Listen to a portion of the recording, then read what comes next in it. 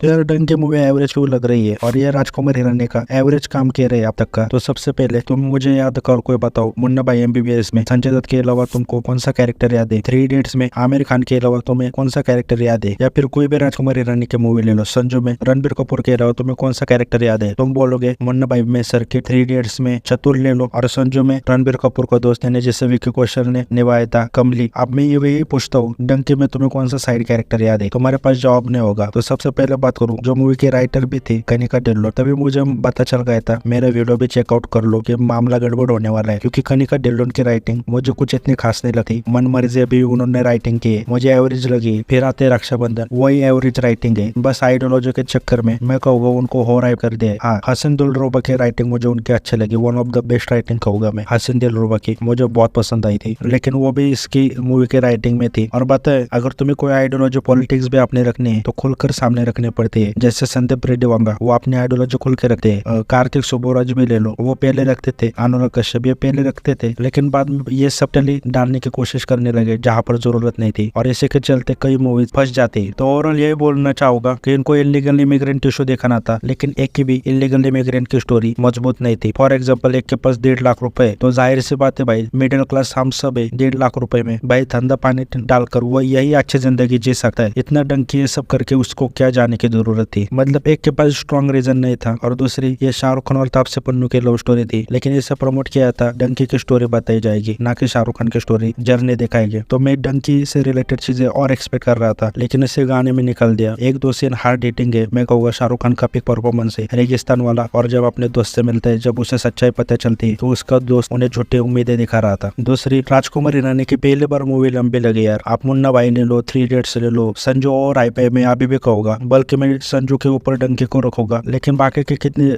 Movies ले लो, हम उन्हें 20 बार भी देख लिया होगा सबने, हम बोर नहीं हुए, हमने उन मूवी को एंजॉय किया। और दूसरी बात, हमेशा आपको एक चीज देखने को मिलती है, राजकुमार हिरानी एक क्वेश्चन करते हैं जिससे हम रिलेट कर सके। फॉर एग्जाम्पल, मुन्ना भाई एमबीबीएस, उन्होंने कई चीजें बोली कि भाई जब पेशेंट मरने की हालत में तुम फॉर्म भरवा रहे हो, फिर उसमें जिस तरह फादर डैड का उन्होंने फादर सन का एंगल डाला था मुन्ना भाई में, हम रिलेट कर पाते थे कि हाँ अपने पिता के लिए कोई भी कर सकता है। 3 इडियट्स में उन्होंने दोस्त का एंगल डाला, एजुकेशन, हम सबको पता है कि एजुकेशन सिस्टम में प्रॉब्लम है, तो हम उससे भी रिलेट कर पाए। सब चीजें अप्लाई नहीं होती, लेकिन कुछ ना कुछ सच्चाई थी। जैसे उसमें डायलॉग है, इंजीनियरिंग करके एमबीए जो करते वो गधे होते, लेकिन आज रियलिटी यही है कि इंजीनियर करके सब आईटी सेक्टर में जा रहे हैं। तो मूवी से रियलिटी बहुत अलग है, और कितने लोगों ने रिग्रेट भी किया होगा 3 इडियट्स देखकर, जब मैकेनिकल इंजीनियरिंग ली होगी, उनको सच्चाई पता चली होगी तब। लेकिन फिर भी हम उस मूवी से रिलेट करते होंगे, क्योंकि चतुर जैसे कैरेक्टर हम सबको देखने को मिलते हैं। स्कूल में होता ही है भाई, पढ़ाई लिखाई वाला बच्चा, और राजू और आर माधवन की कैरेक्टर से हम सब रिलेट करते हैं। डंकी अभी इलीगल इमिग्रेंट इशू किसी को इधर इतना पता ही नहीं है, और दूसरी बात, उसका लॉजिक ही नहीं समझ आ रहा था यार। मतलब वो बोल रहे थे बॉर्डर हटा दो भाई, कल हमारे बॉर्डर हटा देंगे, ऐसे आतंकवादी हल्ले हुए, जगह जगह बॉम्ब स्फोट हो गए। ये कहीं ना कहीं लॉजिक सबकॉन्शियसली ऑडियंस के दिमाग में आता है, कहीं ना कहीं चीजें हम सबकॉन्शियसली सोचते। अब तुम कहोगे सरल में लॉजिक नहीं देखते, तो सरल से हम एक्सपेक्टेशन ही नहीं रखते। प्रशांत का हमने काम देखा है, राजकुमार हिरानी का काम अलग है। राजकुमार हिरानी की मूवी लिटरली हम 20 बार देखकर हंसे रोए हैं। राजकुमार हिरानी एक ब्रांड है, और ऊपर से शाहरुख खान राजकुमार हिरानी का कॉम्बिनेशन, तो मुझे लगता है कहीं ना कहीं वो मैंने पहले भी बोला था, जब ओवर एक्सपेक्टेशन होती है, ओवर हाइप होती है, वो कहीं ना कहीं मूवी के लिए अच्छा होता है कलेक्शन के मामले में, लेकिन इसकी वजह से बहुत बार ऑडियंस का एक्सपीरियंस खराब होता है, क्योंकि हाई एक्सपेक्टेशन से मूवी एवरेज ही लगती है। हो सकता है ये मूवी जब लोग ओटीटी पर देखे तो उनको अच्छी लगी, क्योंकि तुम कुछ पार्ट स्किप कर सकते हो, कुछ पार्ट अवॉइड कर सकते हो, और इसी की वजह से थिएटर में मूवी रिलीज होती है तब उनको एवरेज रिव्यूज मिलते हैं। ओटीटी के आने के बाद उनको मास्टरपीस कहा जाता है, क्योंकि वो कुछ पार्ट स्किप फॉरवर्ड कर सकते हैं। और बोलूं मैं बेसिकली बताऊं मूवी का क्या है, शाहरुख खान का जो ओल्ड कैरेक्टर है, वो जो उसके सभी सीन में कहूंगा, एक तो राइटिंग अच्छी करनी चाहिए थी या अननेसेसरी लगे, लेकिन शाहरुख खान का जो एम कैरेक्टर है, मैंने उससे बहुत एंजॉय किया। जब डंकी की जर्नी होती है, मैंने एक जर्नी फील की, मुझे शाहरुख खान की जर्नी पसंद आई वो, और उधर में इमोशनल भी हुआ। जैसे मैंने कहा रेगिस्तान, और अपने दोस्त से इंग्लैंड जाकर जब उसे सच्चाई पता चलती है, पीक परफॉर्मेंस था शाहरुख खान के करियर का मेरे लिए। लेकिन फिर वो ओल्ड कैरेक्टर आते, शाहरुख खान को पंजाबी एक्सेंट फेक लग रहा था, लास्ट में वो प्रपोज भी करता है। वो शाहरुख खान की एक्टिंग हमने कई बार देखी, कुछ राजकुमार हिरानी ने नया करवाना चाहिए था। तो मैं क्या रिकमेंड करूंगा, मूवी जाकर देखो थिएटर में, शाहरुख खान का जो यंग कैरेक्टर है उसके लिए जाकर देखो, पैसा वसूल एक्सपीरियंस है वो कैरेक्टर का। रेगिस्तान वाले सीन में सच में यार रोंगटे खड़े कर दिए थे। और जो मैंने बोली मूवी एवरेज है, तो यही है कि तुम एवरेज ये मतलब मूवी एंजॉय करोगे ऐसा नहीं है। राजकुमार हिरानी के बाकी में मूवीज मेमोरेबल रहती है, तुम रिवॉच करते रहते हो। ये मूवी तुम देखकर भूल जाओगे देखोगे तुम्हें मूवी की कुछ मेमोरीज याद नहीं रहेगी, यहाँ तक कि शाहरुख खान और तापसी पन्नू छोड़ दिया जाए तो तुम्हें बाकी कैरेक्टर्स के नाम भी याद नहीं रहेंगे। जो मूवी में इशू देखा है उसके बारे में तुम सोचोगे भी नहीं। जैसे 3 इडियट्स देखने के बाद हम सोचते हैं कि यार क्या सच में हम एक बार जो चाहे वो करियर चूज कर ले, लेकिन मैं कहूँगा ये राजकुमार हिरानी का सबसे खराब वर्क तो नहीं है। मेरे हिसाब से मेरे लिए वो संजू है और उसके ऊपर मैं रखूंगा डंकी को।